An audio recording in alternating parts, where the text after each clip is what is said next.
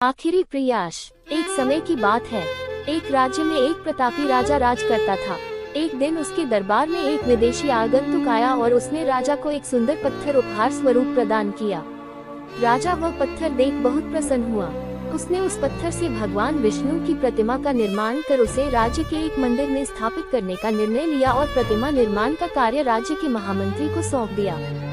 महामंत्री गांव के सर्वश्रेष्ठ मूर्तिकार के पास गया और उसे वो पत्थर देते हुए बोला, महाराज मंदिर में भगवान विष्णु की प्रतिमा स्थापित करना चाहते हैं।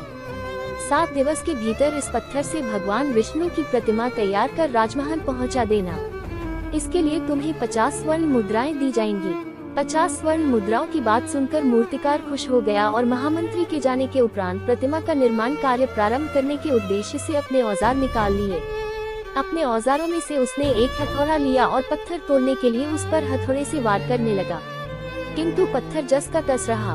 मूर्तिकार ने हथौड़े के कई वार पत्थर पर किए, किंतु पत्थर नहीं टूटा। 50 बार प्रयास करने के उपरांत मूर्तिकार ने अंतिम बार प्रयास करने के उद्देश्य से हथौड़ा उठाया, किंतु ये सोचकर हथौड़े पर प्रहार करने के पूर्व ही उसने हाथ खींच लिया कि जब 50 बार वार करने से पत्थर नहीं टूटा तो अब क्या टूटेगा।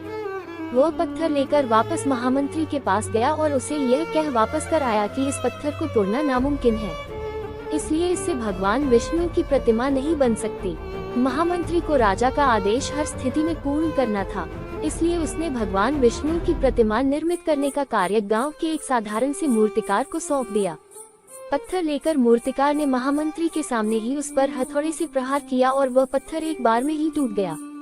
पत्थर टूटने के बाद मूर्तिकार प्रतिमा बनाने में जुट गया।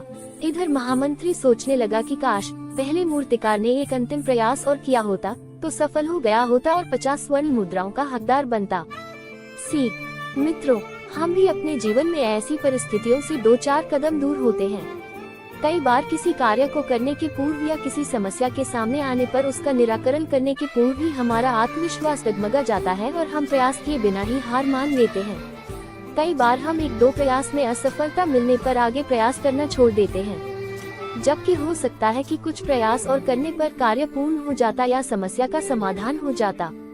यदि जीवन में सफलता प्राप्त करनी है तो बार बार असफल होने पर भी तब तक प्रयास करना नहीं छोड़ना चाहिए जब तक सफलता नहीं मिल जाती। क्या पता जिस प्रयास को करने के पूर्व हम हाथ खींच ले वही हमारा अंतिम प्रयास हो और उसमें हमें कामयाबी प्राप्त हो जाए।